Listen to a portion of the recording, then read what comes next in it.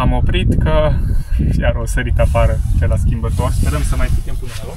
Nu, mai asta ne trebuie, să rămânem pe aici. Am pus înapoi capătul ăla de cablu pe acea nucă, bilă, sau cum să o numi. Nu mai intrăm. Bine. Mulțumim, nu mai intrăm, că la noi e mai complicat cu întoarceri. Da, mulțumim. Mulțumim. Pare bine că ne-am întâlnit. Și nouă. Deci n-am ambreiaj, n-am nimic, da? Vedeți că sunt cu picioarele în aer, uite aici. La la la la la la la la la la la. Fraților, ne inundăm. Plouă de rupe afară și ne plouă și în mașină, uitați aici. Se prelinge pe lângă... Cheder. Da. Deci lăsăm frumusețea. Și tăiem afară, jos tot materialul. Bună dimineața, dragilor! Salutare, salutare! Aici dubițarii motocicliști de la Lucifer Videograf, Robert și Iasmina. Și vă salutăm din ziua 10, 6 iulie, de aici de la Sovata, de la Ursele. La vreo 7 km de Sovata am ajuns ieri.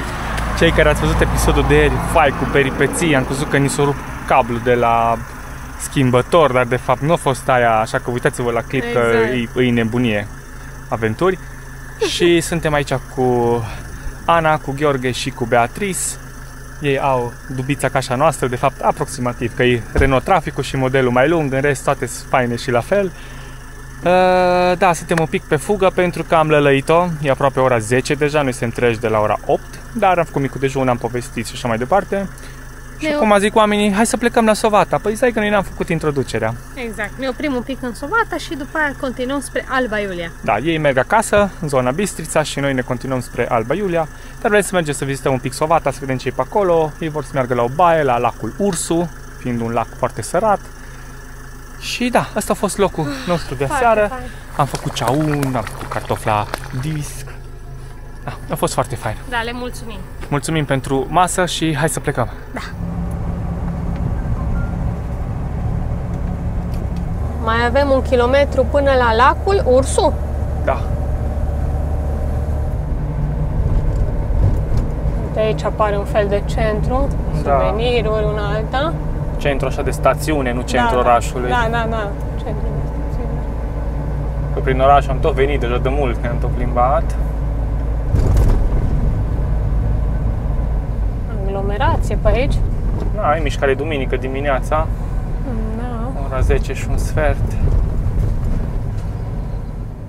Noi am reușit să întoarcem chiar aici în capătul stațiunii, undeva e foarte aglomerat. Noi nu cred că o să stăm cu ei aici la lac, că e nebunie cu parcările și acum uscă remorca un pic cu cântec. Da. Și acum coborâm încet, încet așa înapoi. Ei au intrat aici în parcarea asta, pe dreapta undeva. Vedem unde și-au găsit loc, uite acolo jos au găsit loc. Nu mai intrăm. Bine. Mulțumim, nu mai intrăm, că la noi e mai complicat cu întoarceri. Da, mulțumim. Mulțumim. Pare bine că ne-am întâlnit. Și nouă. A, servus! Ciao! Să fii cu minte, da? Și-o scos pe mami și pe tati, da? Salut, drumuri bune! Mulțumim pentru... Na, ne auzim pe net cu ceva. Ne auzim pe net, ne auzim pe net. Da, sperăm. Ne mai plimbăm noi până țară. Păi da. Domnul? Na, ceaules, ceaules. Ma, merem să... Ciao, duminică faină. Ciao, ciao.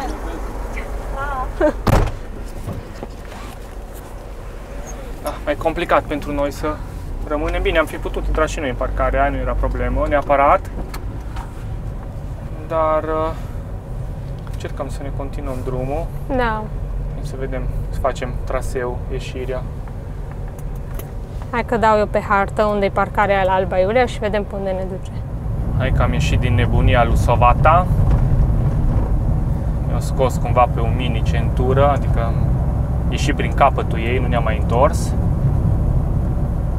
Și ne dă 150 de kilometri până la Alba Iulia. Este o parcare foarte faină acolo, în Dâmbav sau Dâmbav, pe lângă Ciugud. Și ar fi free și îți oferă curent și nu știu ce facilități pe acolo așa de bază. Și tot laudă lumea din partea asta campervanului, din lumea campervanului. Și am zis că mergem și noi până acolo să vedem ce îi. Am oprit că iar o sărit afară de la schimbător. Sperăm să mai putem până la loc. Nu, mai asta ne trebuie, să rămânem pe aici. Iar înainte de o cale ferată, drum foarte rău, am frânat, s-o simțit iar un drrrr, așa un trepidat și iar o sărit afară ăla. Deci trebuie neapărat rezolvat. Am făcut cât? 100 și un pic de kilometri de când am pus ultima oară înapoi. Bine, am și venit pe Ziggy dreptei. E foarte fierbinte, nu știu cum pot eu băga mâna aici. Să nu mă ardă ceva, că nici nu văd nimic. Fac lumină, te ajut? Nu, e foarte fierbinte tot pe aici, furtune și chestii.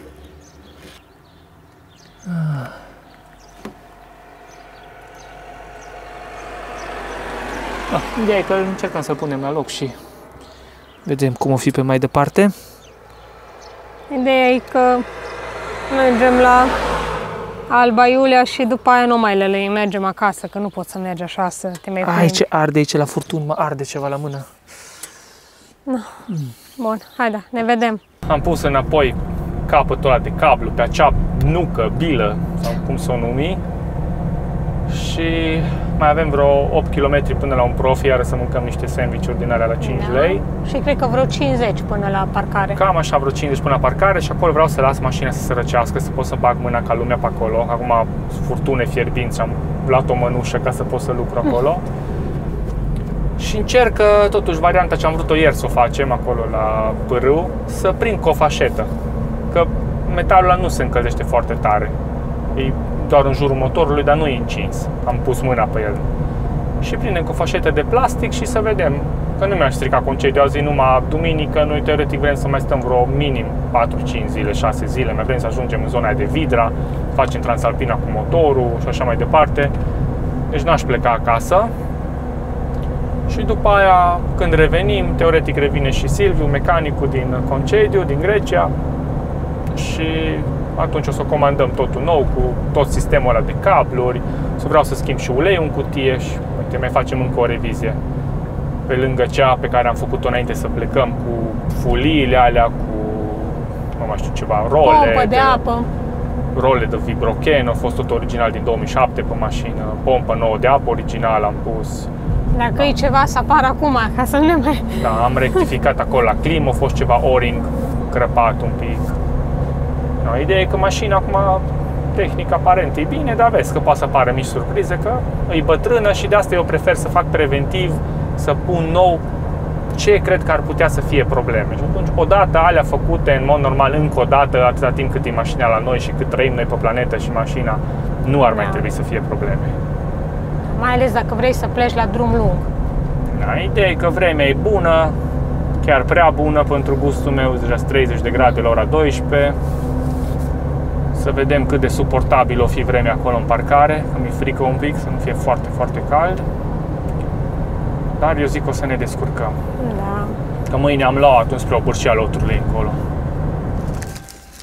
Am oprit la profi, dar din păcate nu sunt sandwich-urile alea ale noastre, cum le numim noi.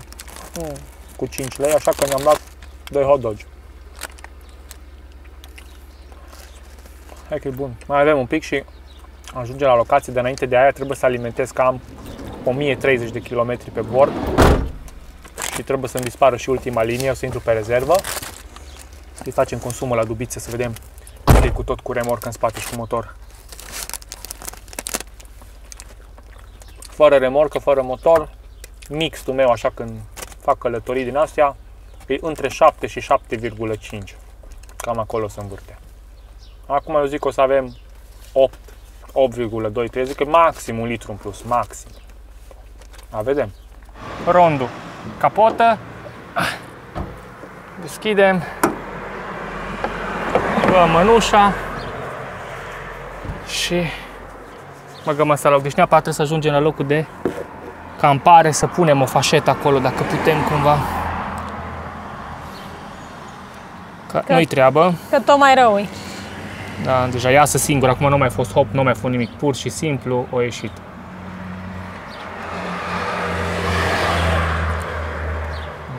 Îl simt. Da, intră deja foarte ușor. Da. Da, iasă foarte ușor. Dar o să meargă prins cu fașetă, că îl simt că este loc acolo. Bun.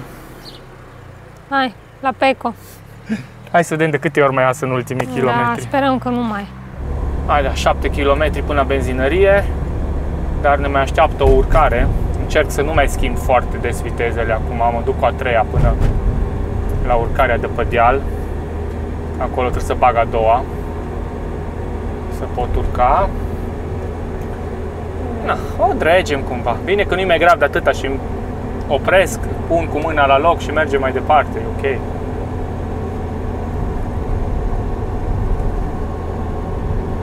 Deci, curbă.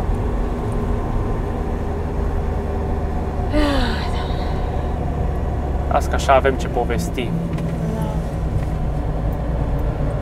Da, dar ce curbe să ce îmbărligături. Trebuie să-i dau a doua până e prins în...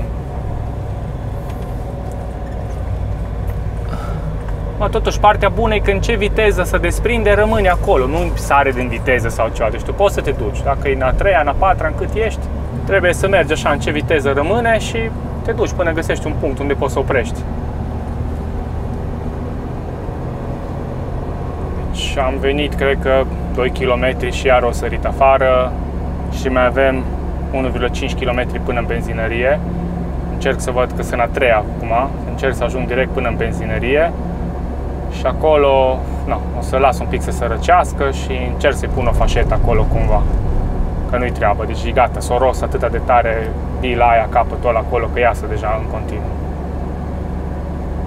Nu am ce să-i fac. Să ajungem în Peco. Da, mai 1,2 km. Mai iasă careva în cale, așa și... Mă pot duce 50, mai tare nu prea pot să mă duc cu a treia de 50, că mă duc turat deja. Suntem în localitate până la urmă, n-am cum să mă duc mai tare. Deja vedem Peco aici pe dreapta. Și mă bag direct, nu mai opresc da, înainte. să vedem. Pompa e la mine la ușă. Destinația este pe partea dreaptă. Mă bag direct aici.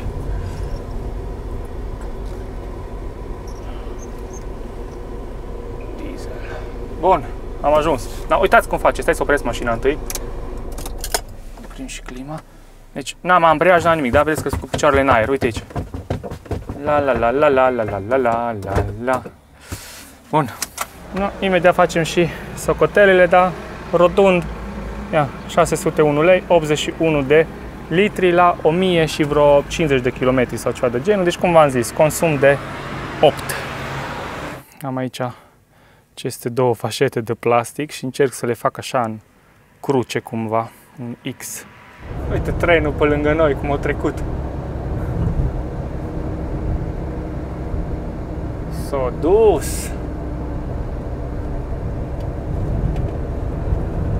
Acum cât văd eu așa în față, nu avem localități prea multe să tot frec de schimbător.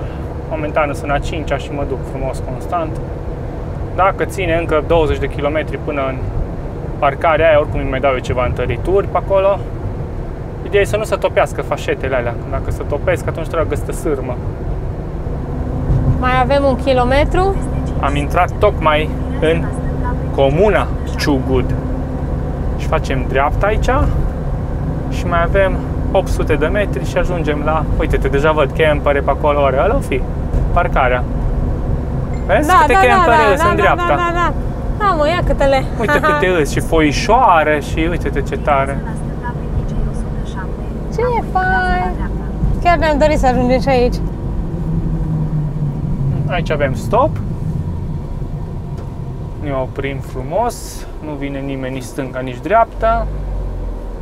Și uite-te ce tare e parcarea.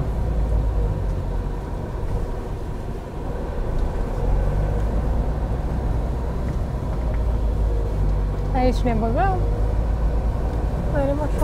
Poate găsim un loc la pom, undeva la umbră. Mă, nu știu. Eu am emoții un pic, că 33,5 grade afară. Și eu, sincer, nu suport căldura. Nici eu nu suport, dar acum te găsim noi ceva să stăm o noapte acum, că nu... Hai că vedem. Măcar am fost, vă arătăm și vouă. Exact. Știți ce puteți găsi pe aici? Da, da.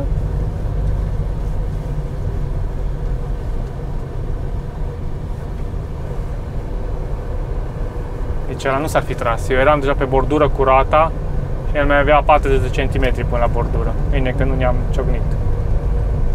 A, da. Ce pretenții să mai ai? Ce pretenții să mai ai?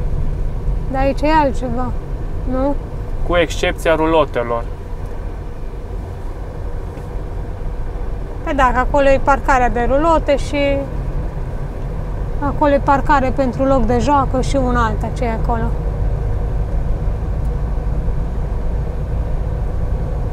Aici sunt cumva separat, vezi ce fain. Păi da. Hai să vedem noi oare unde găsim un loc.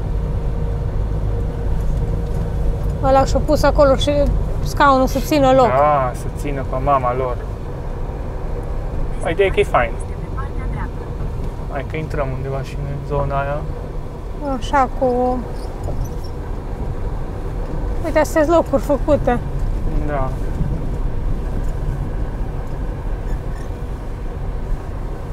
Uite, curent, ce fain în stânga aici, în capăt. Eu cred că intru și eu cu fața într-una din astea aici jos, nu? Păi nu, aici să stau lipit Da, de omul nu vreau. ăsta, pune-te ce. Și avem și un pic de umbră, uite acolo. Da. Renumita parcare din comuna Ciugud, de lângă Alba Iulia, la vreo 7 km. Să vedem, avem apă. Este apă. Ah, Apă și teoretic și curent în partea asta altă, uite. Toate gratuite, să ne înțelegem. Aici mai e un domn din Cluj, acolo mai sunt doi nemți și în rest nu mai e nimeni. Acum, dacă am fi fost români până la capăt, puteam să ieșim de pe locul amenajat și să tragem aici la umbră. Dar nu. o să lăsăm mașina în soare și o să stăm noi la umbră cu scaunele și cu măsuța aici. Și aici avem Mureșul. Uite-l. Spatele tufelor. Uite aici cine a făcut loc de foc, vatră. Dar nu e indicat acum de făcut loc, ați văzut cât e Tot e uscat. incendius. Că e foarte, foarte uscat totul. Acolo se vede apa. Hai să ne deschidem marchiza, să ne facem umbră. Hai să deschidem de la Authentic Overlanding Gear, marchiza. Și cred că o să punem și anexa să facem o baie din aia ca lumea, că na. Și să scoatem apele la încălzit. Da.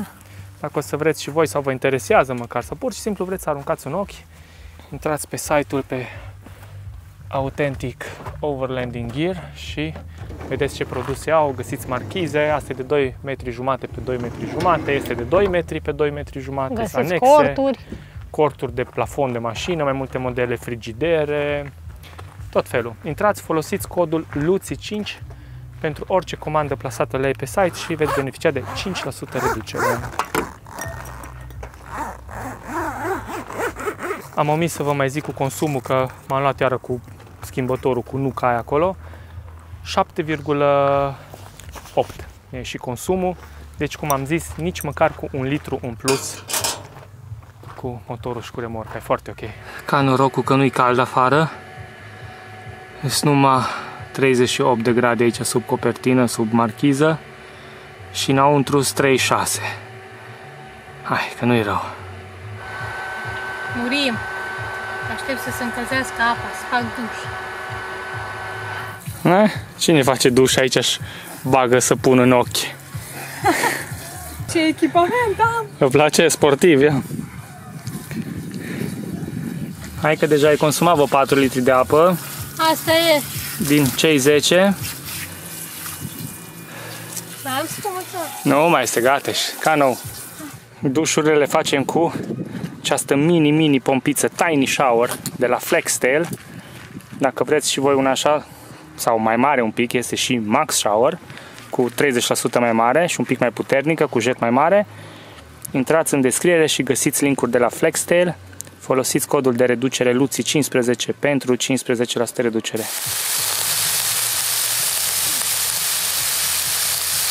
Pregătim cina. Piept de pui. Ora 6 fix și schimbare de plan. Chiar dacă vremea începe să fie în favoarea noastră și s-ar fi răcorit în foarte scurt timp, pentru că s-a înorat, de vreo 40-50 de minute am avut așa musafiri nepoftiți pe aici în zonă cu zecile care filau și suntem numai noi, mai venit încă un domn de Prahova și mai sunt doar doi nemți acolo în capăt și am preferat totuși să plecăm. Am vorbit între timp cu Ovi Moto, care e cu un prieten de-al lui motociclist la Obârșia Loturilor și au zis că acolo plouă de rupe. Mi-am uitat pe hartă, e ploaie torențială, 16 grade, ora 6 fix, în 2 ore suntem acolo. Numai bine, așteptăm să treacă ploaia, că în direcția vine de la Petroșani și merge spre Voineasa. Așa că mergem la răcoare, eu am făcut un duș, Iasmin a făcut un duș, ne-am umplut apele, suntem ok. Haideți, fraților, că am mai mor aici. prins cu încă o fașetă acolo la schimbător, acum sunt 3 fașete, sperăm să reducă până acasă și am plecat până suntem ok. Hai că oprim aici chiar la ieșire, se lasă Iasmina la tomberon.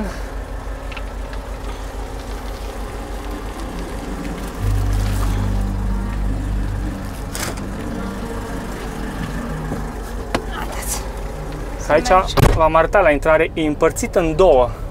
E interzis, cum ar veni, persoanelor, să zic așa, fizice sau persoanelor cu mașină mică să meargă în capăt unde cei cu venul și toți să parcați aici.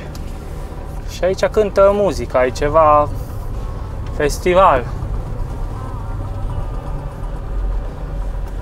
Oricum, noi nu putem decât să felicităm primăria Ciugut sau Alba Iulia sau cine e responsabilă de toată treaba asta aici, foarte frumos, felicitări, curent gratis, apă, locuri, tot, dar trebuie făcut ceva cu vizitatorii pentru că așa nu e ok. Sunt mulți străini, multă lume vezi că își mai lasă una alta pe afară. Da, chiar domnul ăla ne-a surprins, a venit așa, fix lângă mașină, deci numai noi am fost, a venit cu biciclete, efectiv s-a oprit, s-a uitat fiecare chichiță, a studiat-o, s-a uitat, bă, are catalizator, n-are, nu știu ce. remorca se decuplează, nu se decuplează, sunt numai doi, bine, lângă doi bătrânei, Nu, deci nu. Nu se poate așa ceva. Nu e ok. Vorba aia, nu mi-e frică de urs, știi cum zic, nu? Ursele, că mă... Bine. O albină. Și între timp deja 6 și 11 minute, plinul e făcut, avem 27 de kilometri, de fapt aproape 30 de la Peco, că am uitat să-l pun pe 0, l-am pus pe 0 după vreo 3 km. Curg apele pe mine, nu mai putem de cald. Da. În mașină acum arată afară temperatura 35. Iasmina se luptă aici cu viespi, cu albinele. Da, cred că m-am pus ceva. Bun, ne vedem, dragilor, ceau! Avansăm, gradele au scăzut la 26 de la 33. Și a început ploaia. Să picure. Și cred că o să căutăm un loc la lacul Oașa. Până acolo, din Sebeș, erau, cred că, vreo 60 de kilometri. Și până la Obârșie îs vreo 80. Deci când ne oprim cu vreo 20-25 de kilometri mai repede, că sus încă la Obârșie tot plouă. Ne-am văzut cu Ovi Moto pe drum, ne-am sunat repede telefonic că n-am putut să ne oprim și au zis că sus plouă, dar cum ori coborî mai jos, e vreme bună. Așa că poate ne oprim și noi mai repede și urcăm mâine dimineață. Așa că până la lac mai avem aproape 40 de kilometri. Am găsit eu pe Park Fortnite ceva loc. Sperăm să fie ok.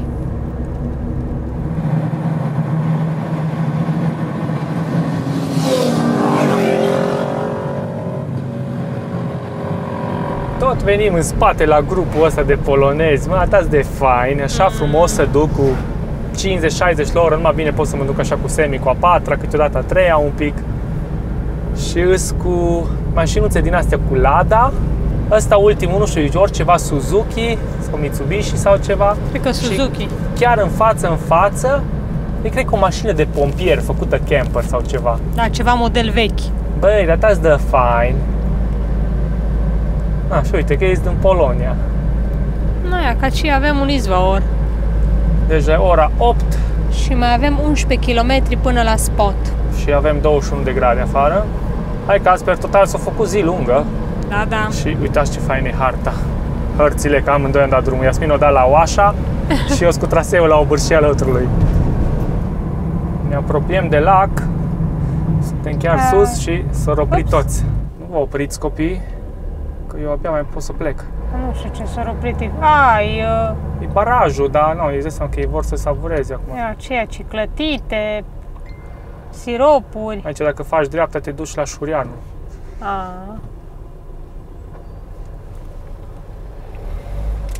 Uite, o plăcintă. Ar mere o plăcintă din aia, sincer. N-am unde să opresc. Dar nu acum. N-am unde să opresc. Nu acum, las, că ne mai plimbăm noi pe ce. Că vrei opresc pe baraj.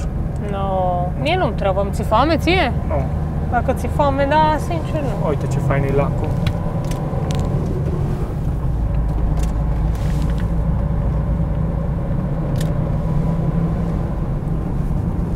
Și noi mai avem 5 km până la punctul selectat de Iasmina.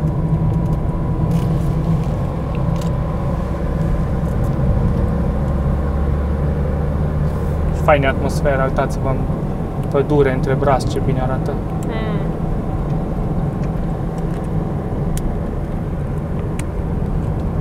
Superb, superb.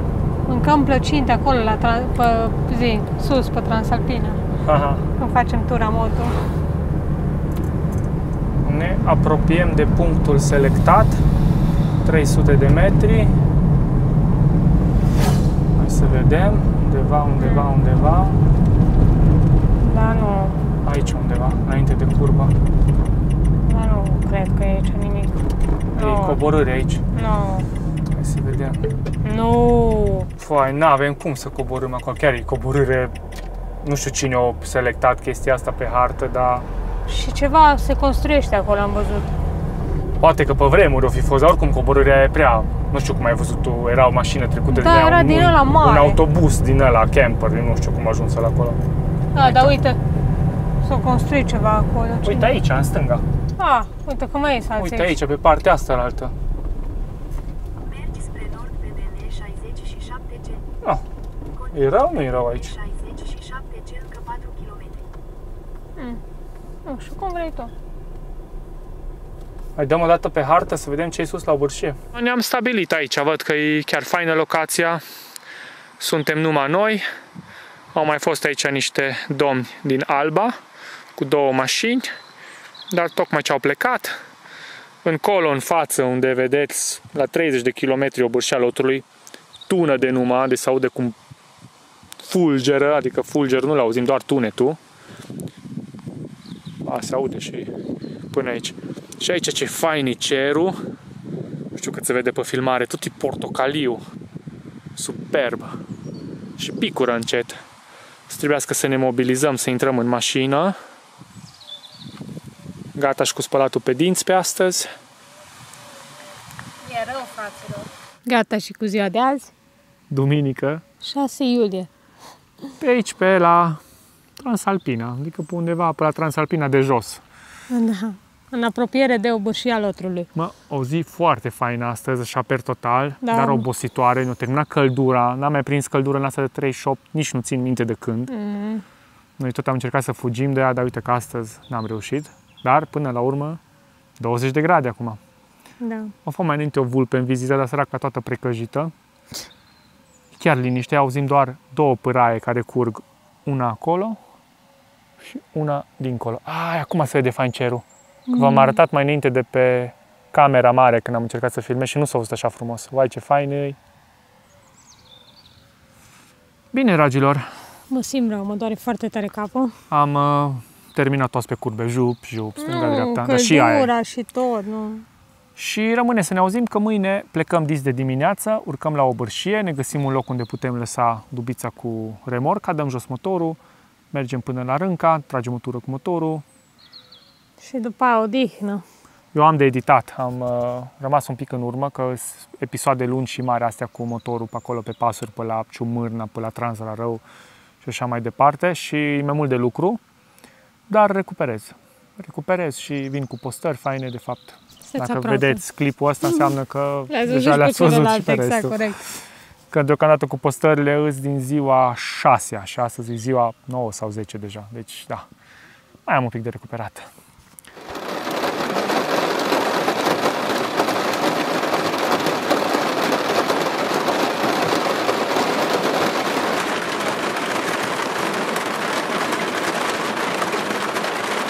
Fraților, ne inundăm.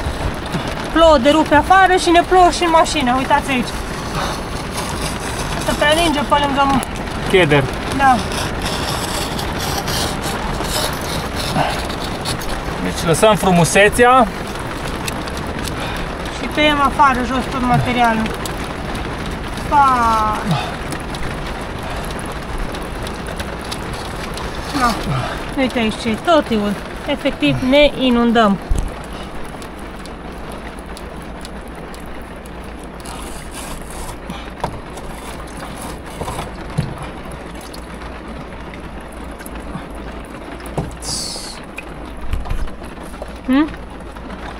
Aia e buba, așa-i?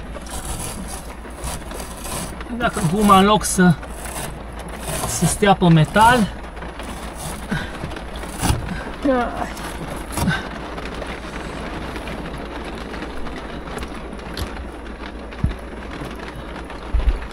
Na. Ha? E ok? mai rămas lipici pe aici. Bine, o să mai curățăm după aia. Hai că și ploaia începe să suprească. E bun. După ce ne-am inundat ea ce aici. Hai de puii mei. Hai să ștergem și ne auzim. Dacă v-a plăcut acest episod, Mulțumim că ne-ați urmărit. dați un like, un comment, subscribe, să ne cumpărați o cafea sau ce vreți voi, dragilor. Hai că mă bag să mă culc. Noapte bună. Eu mă bag Ceau. la editat. Mai pot. Ceau, ceau.